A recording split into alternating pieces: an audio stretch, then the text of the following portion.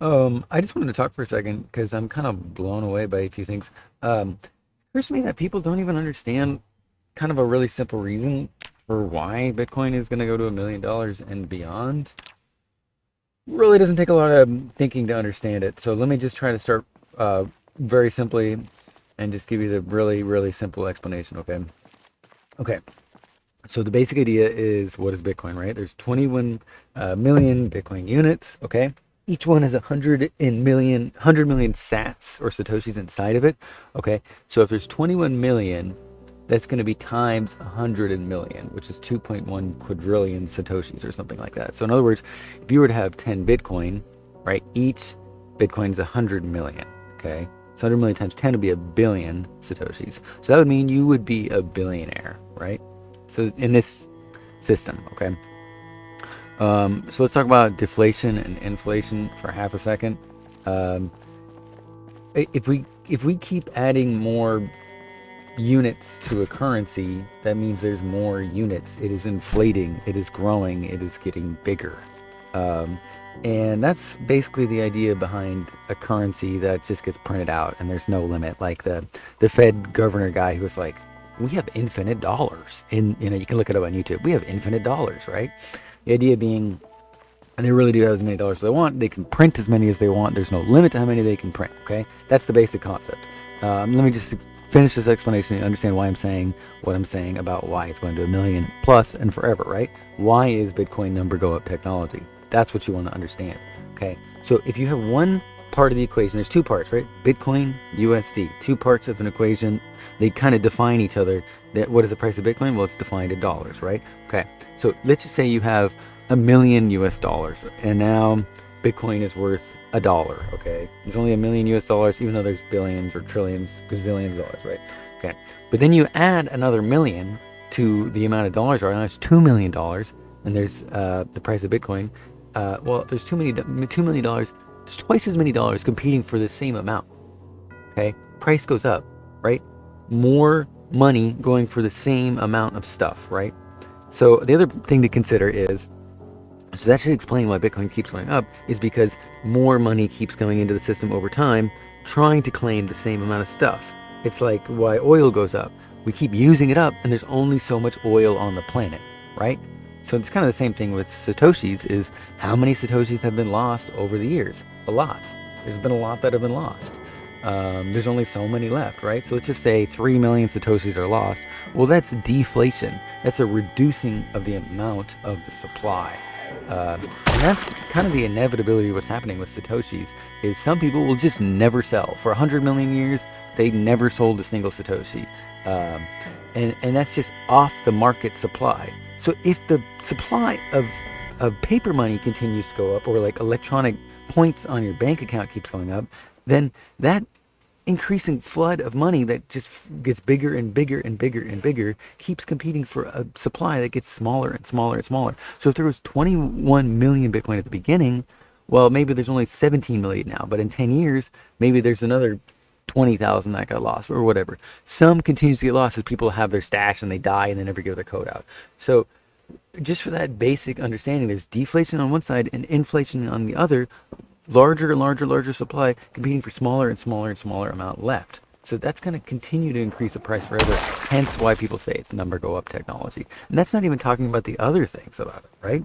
But that's just the basic thing to understand why it is number go up technology, and pretty much always will be, as long as the other side of that equation is a constantly increasing supply, an inflating supply, aka paper currency. Dude, these guys are... Oh, he's just trying to get in the bathroom. He's got to take a pee. Get on the ground. You want to pee? The pee on the ground. Okay. All right. I think it's probably worth it to talk about some of the kind of the practical reasons why too. I mean, there are real... Or why are we getting a desktop? Oh, it's because I got this on the wrong one. There you go. Okay. Yeah, so there are very practical reasons too, So we're going to get out of the theoretical, because that was the theory part. The theory part is number goes up because more stuff, or more money chasing less stuff, okay? But let's just get down to the real world, right? Where Russia and Ukraine are fighting, where the EU is a crazy zone, and USA is fractured in every dimension possible, right?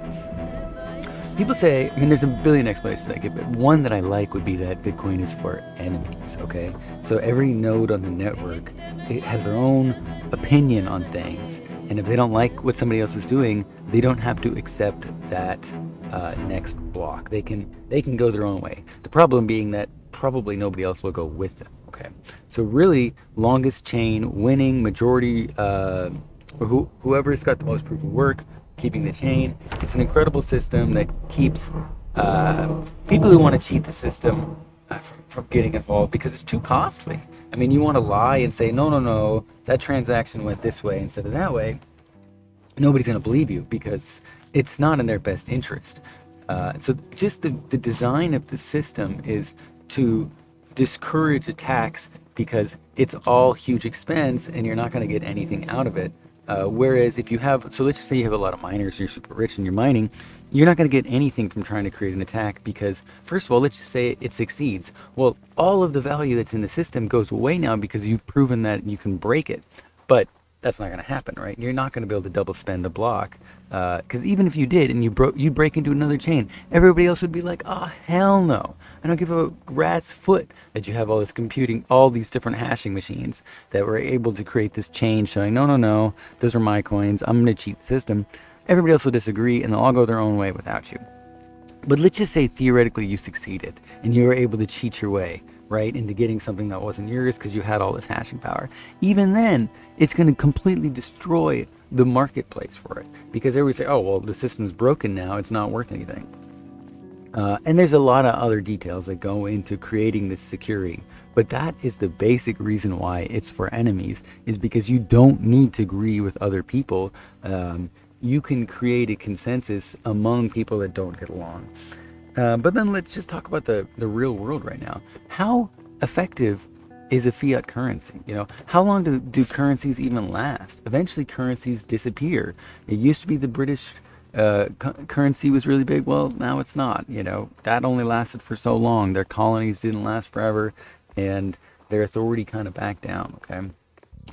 Now, there's a reason why Bitcoin will succeed is because it's apolitical. Anybody can use it. Nobody can stop it. And it's just it's like the internet, right? Paul Krugman in the 90s is like, nobody's going to use the internet. It's crap. Well, now everything is baked on the internet. And the internet defines our modern culture, okay? When a technology has time, wow.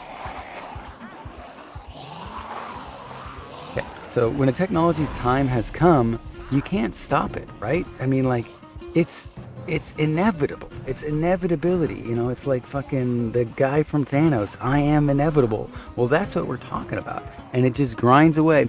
It's the longer it survives, the more likely it'll keep surviving, right? The more it proves itself to be a reliable place to store your money, an unhackable system, the longer that, you know, it's likely to stick around. And we're talking about numbers, right? So the idea that there's value in information is an incredible new concept. That there's some and that's what you have. That's what, you know, you don't store your Bitcoin on a like a hardware wallet. You just store your keys. And what is a key? It's just like a secret password that nobody else can easily calculate. I mean, it's insanely difficult to get a hold of that key. Way too computationally expensive. And that's the idea, is that there's this value in information. And that's what's happened, is that there's no digital scarcity. And now we have digital scarcity. We have something digital that you cannot replicate or steal in any practical way. And that's incredible, right? We've never had that before. And what do we have before? We had an analog equivalent of that. There's only so much gold. Stealing it is difficult. So they have a lot in common. Gold is definitely a relevant precursor, right? I mean, a lot of the things that people like about gold are that you don't have to rely on a government. You don't have to rely on anybody else to give it value. It has value as an industry. It has value as like a source of value that's been around for a long time. It's established. And it's an alternative to trusting a government, right? So, I mean, what happened back in the day when they stole all your gold? Well, that sucked, right? I mean, that would be really unpleasant. But that's because you have a physical place where they can come to and take it, or they came to your bank and they took it out of your bank vault, right? So they have legal precedent ways to do that. But this is a unique thing that we're talking about with this new digital scarcity. Nobody can practically steal it.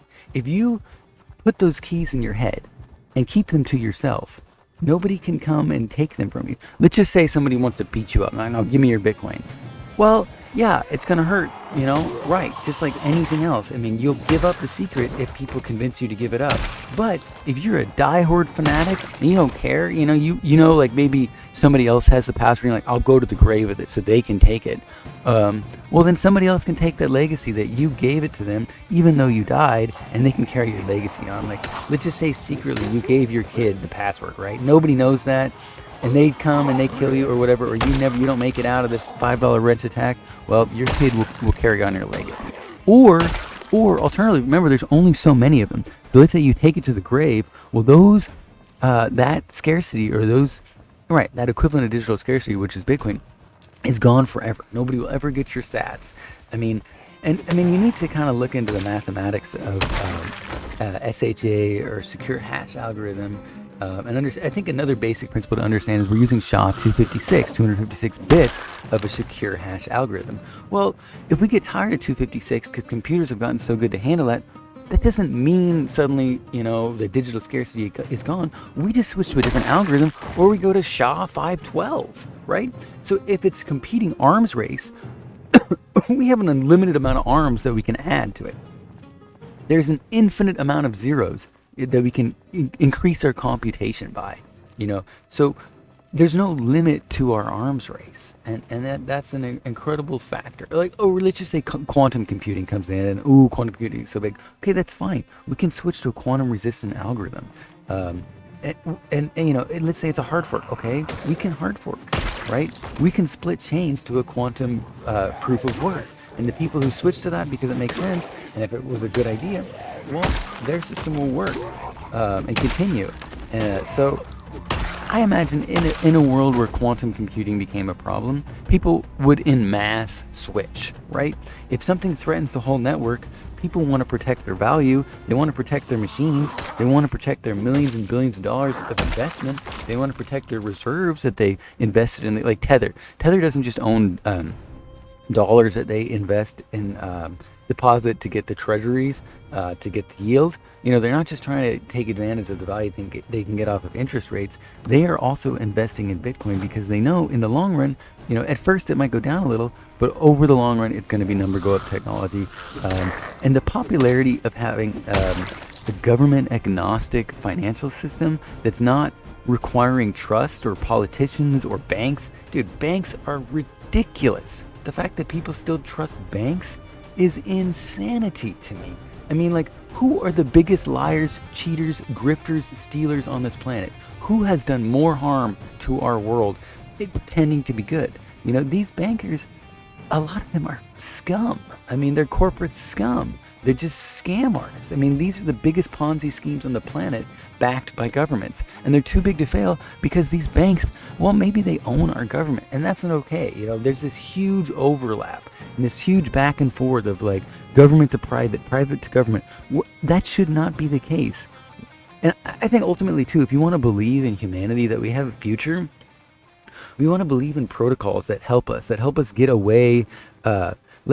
If we all believe in basic human rights, then we don't need to debate that anymore. We all believe it's not okay to just, live in anarchy. If we all can agree to that, then we have a protocol that we can all agree upon. Like the internet has TCP/IP as a protocol that we all agree makes sense. You go back in time, there was Hammurabi, an eye for an eye. This was a code that everybody could get on board with. So, I mean, the idea being that we can lessen the burden on relying on trusted parties means our whole world can work more efficiently. There's less antagonism. There's less grifting.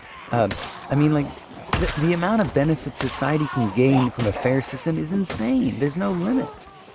If you're another one too, if you can't protect your value, why work hard, right? If you know you're going to get 3% of your value is stolen every year and you have to invest in a bullshit stock market that's like rigged for large companies, you have no recourse. So of course you're going to want a system that's outside of the regular system to protect your value, because the system is not protecting your value. It's stealing it through inflation, through theft. But it hits you in a million different ways. Inflation of the price of goods, inflation of the monetary supply, the fact that your job doesn't even keep wages up to date. if you go back in time to the 60s or whatever, you could buy a house for just a few times, like 2 or 3 times your yearly income. Now it's like 5 or 10 times. It's insane. It's just like anything basic. Like that's another classic deflate or not. That's another classic supply not keeping up with inflation. Housing does not keep up with inflation, and there isn't a desire to keep up with inflation. Housing's not about housing people, it's about making a profit for the investors, which is pretty fucked up, right? So, I mean, why do we have a lot of homeless people and a lot of empty houses? Yeah, you should be asking yourself. That's a system that's people trying to protect their wealth with real estate because they know the fiat currency doesn't work to protect your wealth. And if you can't protect your wealth, then you don't want to save. So you just think, oh, fuck it. There's no point to saving. There's no point to any sort of investing in this world. I need to create a business so I can get as much value out of people, but not for the good of the world, just to get mine. So when you have this like reductionist prisoner's dilemma system where there's no escape, then you get this really bad reductionism where everybody feels kind of fucked and you just want to spend because there's no protecting your money. Well, if you can protect your money, suddenly the entire equation changes. You want to leave something for your kids. How many people have kids and leave basically nothing for them? They get them through childhood. At the end of childhood, they're like, all right, go your separate way. I love you, but this is the end generally of financial support. That really sucks. Wouldn't it be great to work your whole life and have a legacy that can't be stolen from you by the government? No death tax or anything like that. Nobody even knows it exists. If you're a billionaire outside the system and nobody knows, you can pass that on. And if it's number go up technology, it'll keep up with the inflation of the fake world, of this like supposed dollar. That's like, how real is the dollar? How many dollars are in existence? Nobody knows. How does the global money system work? Nobody really knows.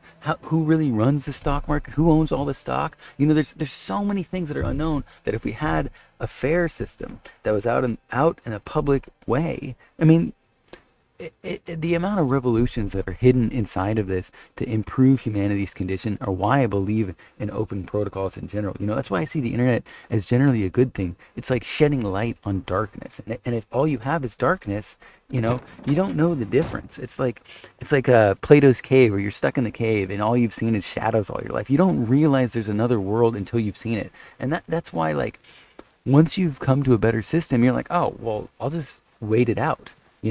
I'm willing to take the risk because I see that there's no way to protect my money in the way that the system is right now.